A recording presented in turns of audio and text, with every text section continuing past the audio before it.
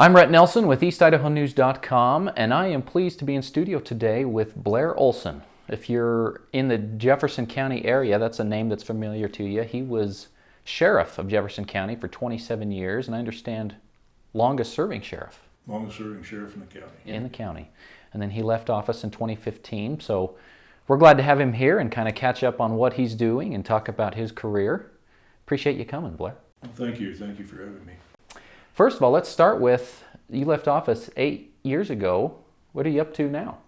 Well, I've got a small cattle ranch out north of Menan and run cows, and I've worked for a friend of mine in the livestock supply business for a few years, and the last few years I've been working for Roland's Food Stores, and I manage and oversee their loss prevention department, security, so forth, and it's been a good part-time job.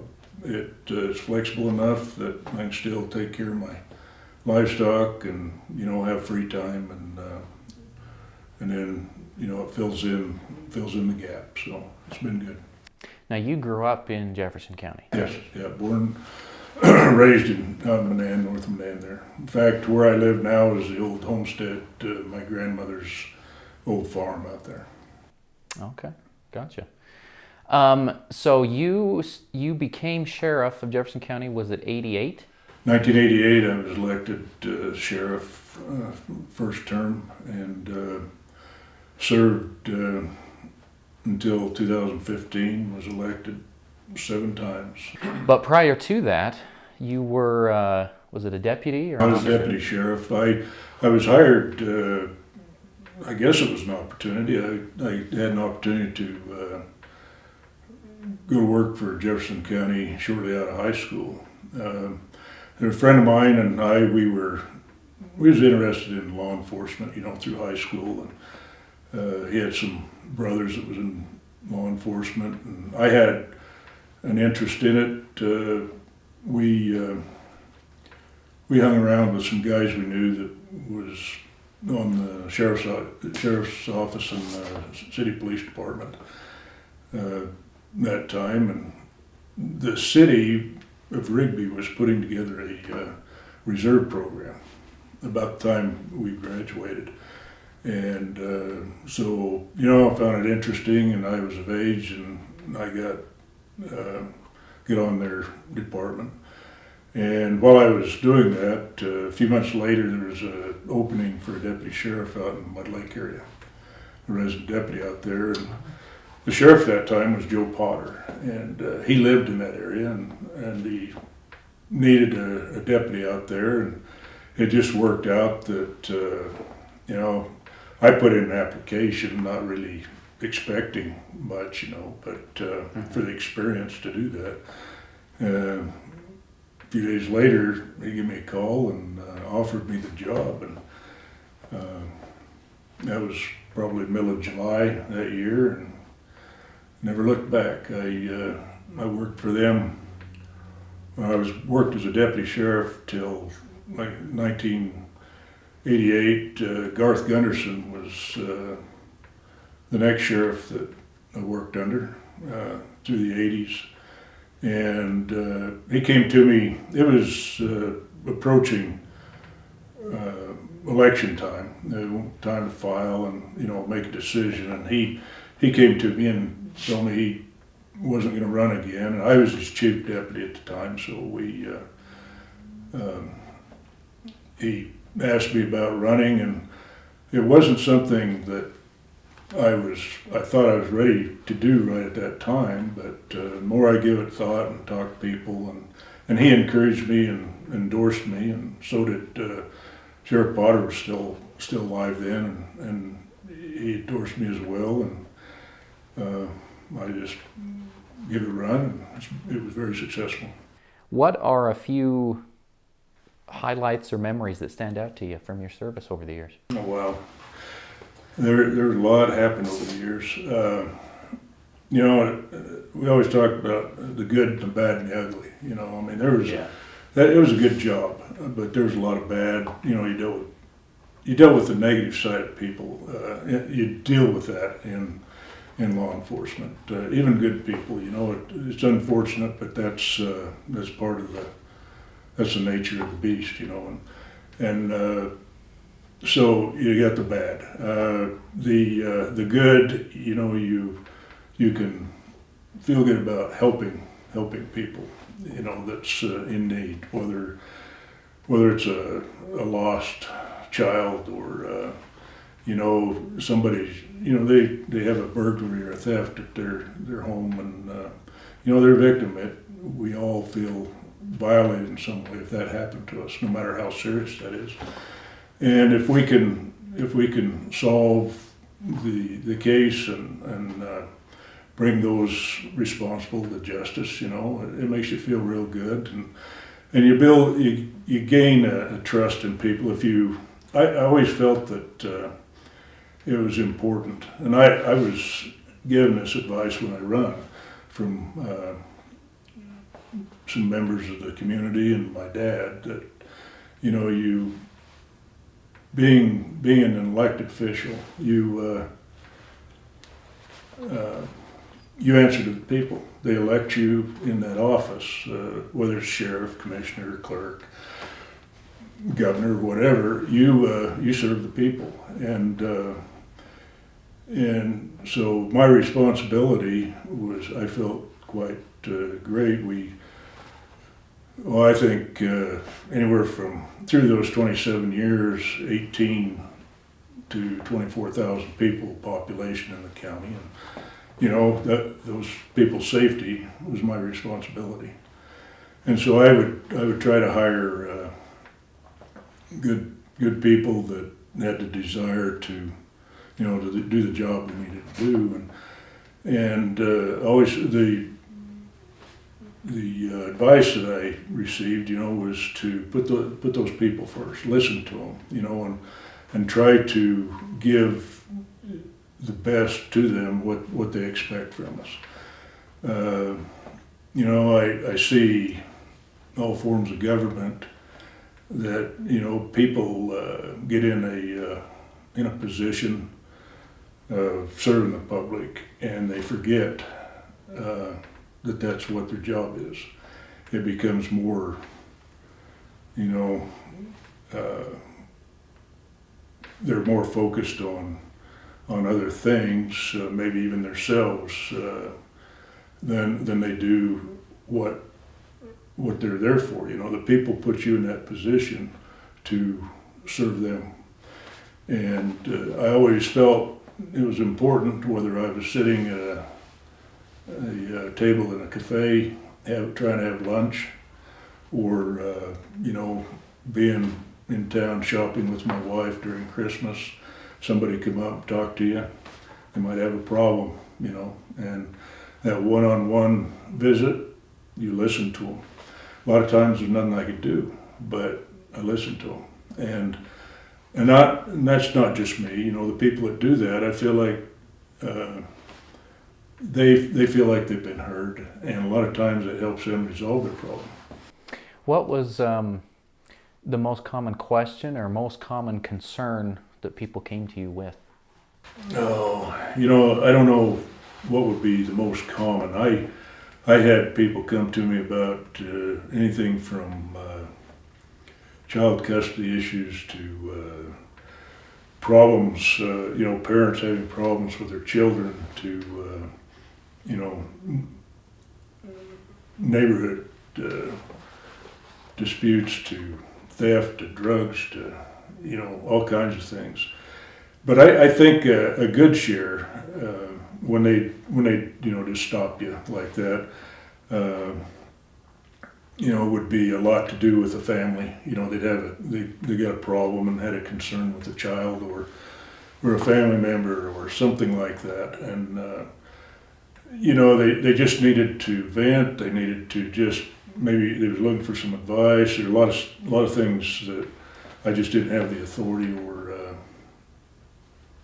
you know, expertise in be able to help them. But I wanted to listen to them and try to give them direction, do whatever I could just to, you to be of help in some way. And there are many times that when we got done talking, I didn't have an answer, but they seemed to feel better. And I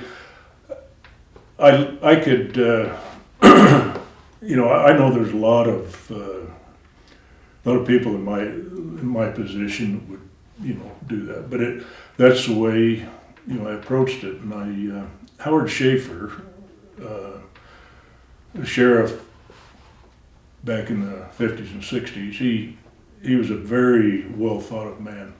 And every year that I run for election, even though he'd been gone for years, people still talk about him. But he was that way. He would talk to people and listen to their concerns and do what he could to help them. And I feel like that, that time that I took to just listen to people, was, it helped me because I could learn from them. But it also helped me in being able to maintain my position as sheriff and gain the trust of the people of Jefferson County. And I felt it was an honorable thing to be able to be elected seven times, and I really appreciated the people's support. And of course, I have to add to that the people, the men and women that worked for me. I tried to teach them, and encourage them to conduct themselves in that way. And there are I had a lot of good deputies, and there was a lot of things that happened through my career, a lot of investigations, a lot of different problems we run into that without them guys' help, I may not have been as successful. Like you said, there's the good and there's the bad and there's the ugly. Was there one particular situation that stands out to you as far as it, like one of those unfortunate experiences where you have to arrest somebody or draw your gun, or, is there any story there that stands out to you? Well, throughout my career in law enforcement, there was a number. I'd probably been working, it was 1977. The Security State Bank in Mud Lake, currently now the Bank of Commerce out there, was robbed at gunpoint by an individual from back east. He was traveling through and seen this small bank in this small town and tried to take advantage of it. And he got away with, at the end it was over $80,000 that he got away with at that time. Anyway, I was with another deputy that day. We was actually headed to the sheriff's office. We were supposed to have a meeting with the sheriff, and when the call came in, we headed out towards Mud Lake. We was in Rigby, and we headed out that way. The resident deputy out there at the time, he took a call at the bank, and then a person had went to the bank. A customer of the bank went over and noticed that the door was locked. And this was like around 1:30 in the afternoon. And he thought that was really strange. And but anyway, he worked at a service station next door. He started back over there, and then got back to the service station. He seen this guy come out. He had a bag and he had a shotgun in his hand, got in his car and took off. I believe at the time he managed to get a license number on the vehicle, and the direction of travel was headed towards Salmon. And so, of course, roadblocks were set up, and word went out to everybody, the state police and all surrounding agencies. And, we were headed out that way, and I think we were about Sage Junction when the call came on the radio that a state brand inspector was up in Du Bois, and he seen this vehicle come onto the interstate. And what he had done is he went like he was going towards Salmon, turned off on Highway 22 and doubled back to the interstate, trying to get out of state there. And anyway, he started following him, and then the sheriff up in Clark County, Earl Holden at the time, he headed out and got in pursuit with this guy up around Humphrey. And of course that was probably the fastest I ever rode in a car in my life at 135 mile an hour, going up the interstate. But we headed up there to help them. And there was other law enforcement agencies around. We was all trying to converge in that area. And Montana, I think it was Beaverhead County, they had a roadblock at the state line. So we tried to box him in. We got up around the Sauter Creek area, Pleasant Valley up there, and noted the old highway goes under the interstate, and we seen, I don't know, the sheriff was chasing him, Sheriff Holden was, and they doubled back and was headed back towards Spencer on the old highway there. And we turn around and we go down, and I'm giving names that are, a lot of people don't know now unless they lived in the counties, but Sheriff Ford Smith from Madison County, he got in on the chase because him and the deputy was coming back from Boise delivering a prisoner over there. So they were in the area. Well, they and us, we kind of met there at the Stoddard Creek exit about the same time. This guy, he seen us and he started turning around, so we got in after him. And we were chasing him up that highway, and I'm talking about things that since then I'm sure policies have changed and protocol is different today than what it was in the 70s. So, right.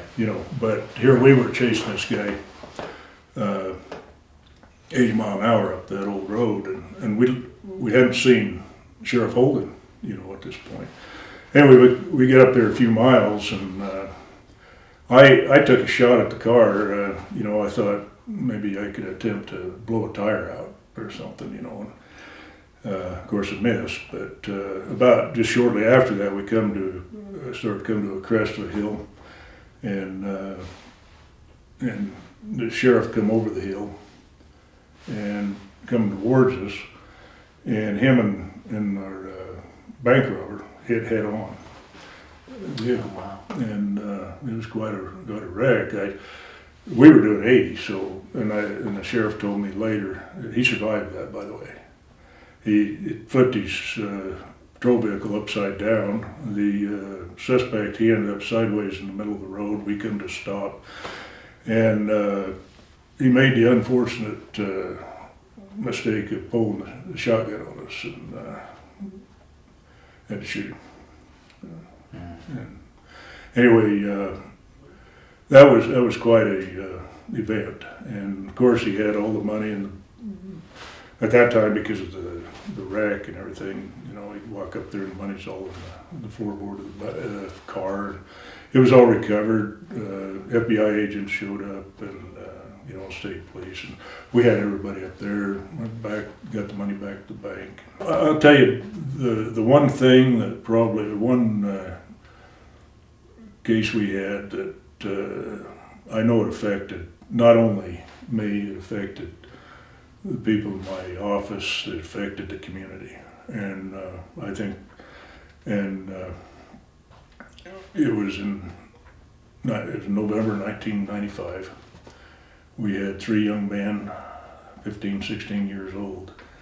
Rob, at that time we had a little convenience store in the community of Grant, just north of IDAHO Falls, Okay.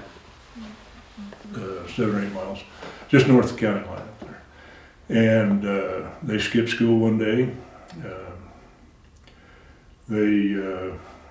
Well, after we apprehended them, and the story they told us, they had this big idea. They wanted to be involved in, be big wigs, I don't know, drugs and whatever down in, like big cities like Las Vegas and, Los Angeles, that kind of thing. And anyway, they went to this store and robbed it at gunpoint. And in the process, the store owner, the lady that owned the store, was killed by one of them. And of course, we got the call. We went out and we was trying to put things together. Just so happened that as they were leaving, there was a lady from Grant that pulled in and was going to do some shopping, and they left. She went in and seen the woman on the floor, called 911. And anyway, we ended up, through the investigation, finding out we had some missing young men that afternoon, and a vehicle that they were in matched the description of this witness that pulled up there when they were leaving. Anyway, one thing leads to another, and this was on a Friday afternoon. By Saturday afternoon, we pretty well had the thing put together who we was looking for. Unfortunately, it was these three boys, and I don't, it's been 25 years ago or better, and I can't tell you for sure how we come across certain information, but we received information that they could have been down in the Las Vegas area. Anyway, I put out an attempt to locate on them, and I remember these boys come from respected families in the community, and I had parents and relatives in the at the courthouse getting ready to have a meeting with them and talk about the ramifications and the concerns and all this and why we suspected them and so forth. And the call come in from Boxcar County, Utah, Brigham City, that a state trooper had pulled this car over, and these three young men was in the vehicle, and wanted to know what we wanted to do. And of course, we had them take them to the sheriff's office, detain them, and I made a quick explanation to the family, and we gathered the deputies that was helping me in the investigation. We headed to Utah, and of course, through that investigation, we found evidence of the crime, and from there, we're talking juveniles now. We're talking 16-year-old, 15-year-old kids that had committed a very violent crime, and we're dealing with families that are well known in the community, and it was a ripple effect. These three young men were friends with my oldest daughter in grade school. I knew them all, Yeah. and it was very difficult. It was very high profile. Back then, things like that didn't happen. Yeah. Like that, and so the media was all over it, and there was a lot of things that was, of course, parents were really concerned about their kids and what are they involved in, or are they connected in any way, and things like that. There's just a lot to deal with, and that went on for a couple of years before we got everybody through court and convicted, and each time we had a court hearing. Well, I remember the first hearing, the preliminary hearing on that. All three of them were in the courtroom, or excuse me, it was the arraignment. When they was arraigned on the charges, they was charged as adults, and I remember that place was packed. People concerned not only for the welfare of the victim's family, but also the family of these three young men and their welfare. And it was, there was some heated moments. There was just a lot of concern, and it was very emotional. And that was one tough ordeal. What happened to the boys? Each one of them got sentenced to prison. The one, the youngest one actually, I mean, they were only, I think, 12 months apart in age. I think they was all in the same grade, but so they wouldn't have been 12 months apart. But anyway, they all got sentenced to prison. One of them received about, I think he served 15 years.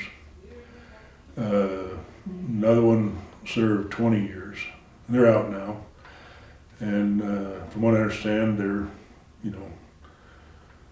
trying to make a good life for themselves now. But and then the third one, not only, I mean, he was sentenced for the crime of murder, but convicted of that and sentenced. But he also received a automatic 5-year enhancement on top of the time that he was sentenced for the murder, for using a firearm to commission a felony. And that's a mandatory 5 years right there.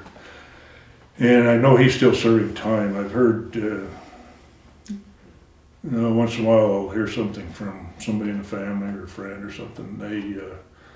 They say he's doing okay. He's I think they all got their education, finished their education, got their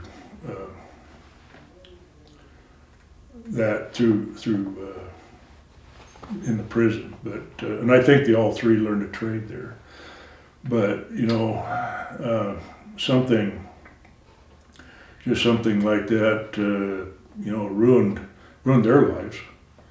It was terribly difficult for family members. I talked to different ones for a long time, and they really struggled with that.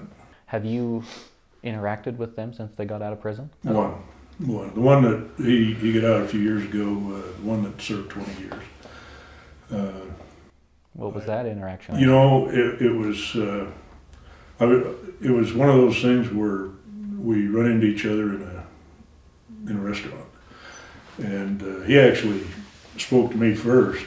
He'd grown up, and I didn't recognize him right off, but he was with a couple of family members, and he come over and said hi, and we visited a few minutes, and we when they were in jail and through the trial, as far as our relationship, never had any bad moments with it, and there didn't seem to ever be any animosity or anything negative between us, And same way when I met him or run into him in the restaurant, we had a nice little visit, and he, if I understand right, he is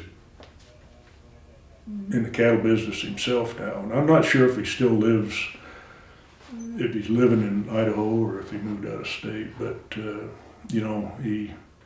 it was a pleasant conversation. It was short, but it was pleasant. So I noticed, I don't know if you could notice this on camera, but as you were telling that story, you had tears in your eyes.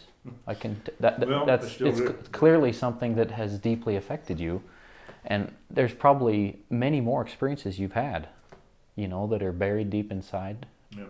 Situations you've had to deal with and be part of that are just emotionally troubling. It was, there was times, there was. That same year, earlier in the year, we had a situation. In fact, we get a call. It was New Year's Eve. I get a call from a distraught father. He hadn't seen his daughter for, probably over 24 hours. She'd last seen with her boyfriend who lived just south of Rigby there. Anyway, he went to the residence where this young man lived, and the doors were locked, and her car was in the driveway. And he had no communication with her or anything. Anyway, it turned out that we had a murder-suicide there. Sadly, the mother, she had 2 sons that lived with her there, and the youngest son was dating the daughter of this man that reported to us. And anyway, they had been at his house, and the result of the investigation showed that she went over and she'd spent time there with him, and he had a gift for her. And when she was getting ready to leave, apparently, out in the shop, I don't remember what it was, something he'd made out of metal. Took her out and gave it to her, and for some reason they came back in the house together. And at that point, and these situations, we're never going to know in this life why people do what they do sometimes. And this is one of them. The investigation showed that the mother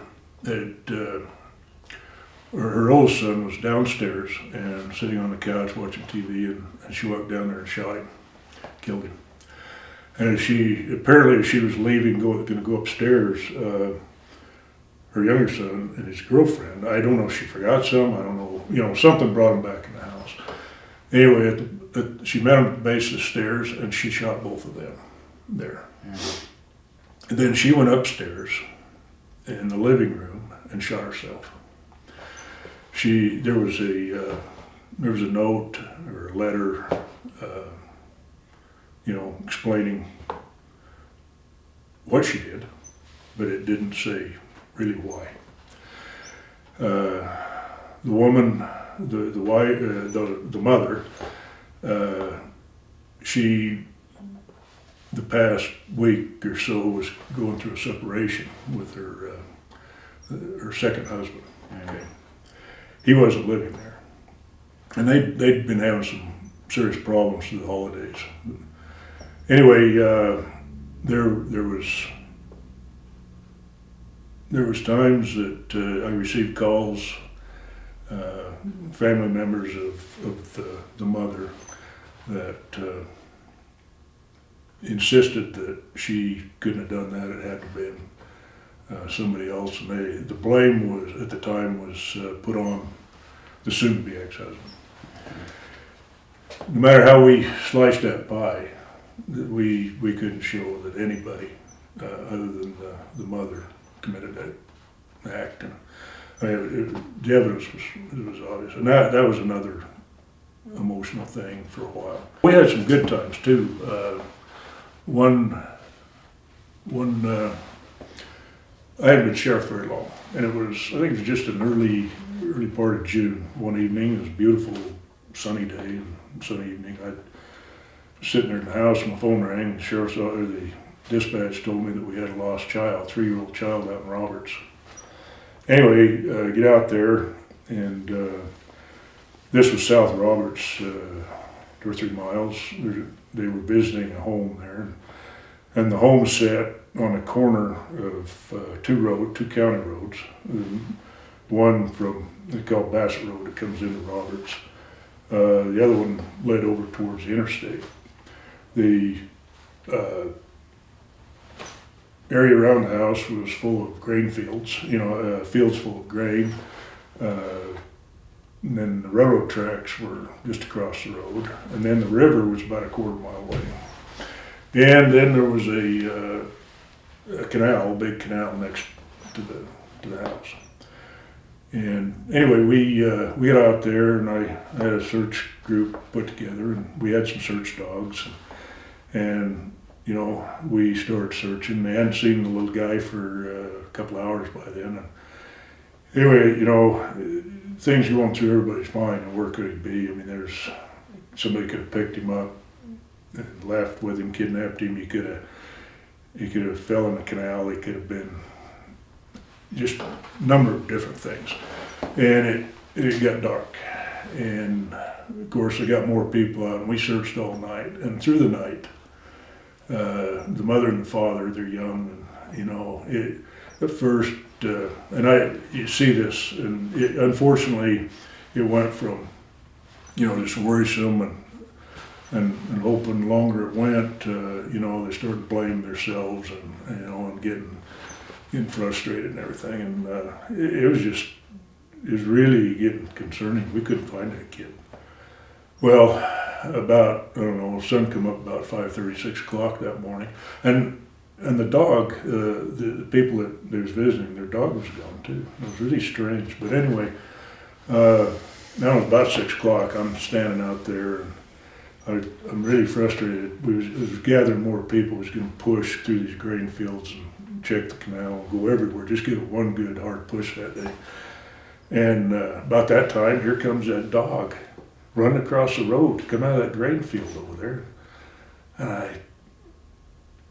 And I looked around and didn't see any little boy. And anyway, I got excited. You know, somewhere, maybe that little boy's that direction. So we had Civil Air Patrol. I had planes in the air, and I had them kind of fly in that area. Or once I got on the radio and asked them to fly over that area. And like I say, this is headed the river, this direction. Well, I sent a big group of people headed that way, and I got over. There was a little old rundown shack over there and some trees, and then probably 100 yards from the river. And they found this young man just sitting next to a tree. Mm-hmm. He was cold and hungry, but he was sitting there, and he told us, he said that, you know, he's following dog, and, you know, the best a 3-year-old can tell you, you know. And he was telling me about his story. He said that he, you know, he was following a dog. They went out, and he must have got turned around in that grain field because they was out there playing. And he ended up over around these trees, and he said somebody told him to sit down by that tree, and that dog stayed with him. Oh, wow. And, of course, you know, he couldn't tell us. I know, you know, there was an angel watching over this kid. Of course. And his family. Anyway, we got him back, and these are the times that, you know, it's still a little emotional, but it's fun because we was able to reunite that little guy with his parents, and, you know, his mother was, it was just great to see him have a relief, you know, and we did our job, and he was okay, and those kind of things. We didn't, you know, they didn't come every day, but we had a lot of good success stories. 27 years of lots of good and bad. Good and bad. Good and bad. I did want to ask you, in 2015 is when you left office, and that was, I would imagine, probably one of the bad experiences. That was probably one of the bad ones, yes. You were involved in a court case, ended up being charged with misuse of public funds. Yes. Is there anything you want to say about that situation? Well, very little, but you know, it mattered record, and it was very well, very much publicized, over publicized, and the end result of that, well, the beginning of it, you know, it caused me to have to retire early. You know, I had to step down from my position. And anyway, there was, you know, because of the way it came about, some of the things the way things were conducted in court hearings, I felt that it wasn't just. Yes, I was found guilty by a jury of 12 people. And yes, that's the system, and we got the best system in the world, judicial system, and it's not perfect. That's why we have higher courts. So I chose to appeal to the higher court, and end result of that, everything got dismissed. All my rights were reinstated, and you know, for what it's worth, in the Supreme Court, Idaho Supreme Court's findings, there was three words that actually put peace to my mind, and that was the words, the phrase, "This was excessive and unnecessary." And you know, once that came out, I put it all behind me. Moved forward. You know, it wouldn't matter how and when I retired from law enforcement. There was a lot of things that I would miss. I met so many people, a lot of good people, I had a lot of friends. and I enjoyed the work I did for the most part. You know, the politics that's never fun. Yeah. But helping people and you know, the challenge of solving a case, you know, it was good. Well, Blair, this has been a great conversation. I appreciate your willingness to chat with me today. I just want to end with if there's anything else you want to add. You know, I just tell the people in law enforcement, whether they're a sheriff or a chief or, you know, new guy on the street, you know, don't lose focus of what you stand for. Stay true to the service, and don't forget the people. Don't forget the people you work for, and you know, you'll have a good career.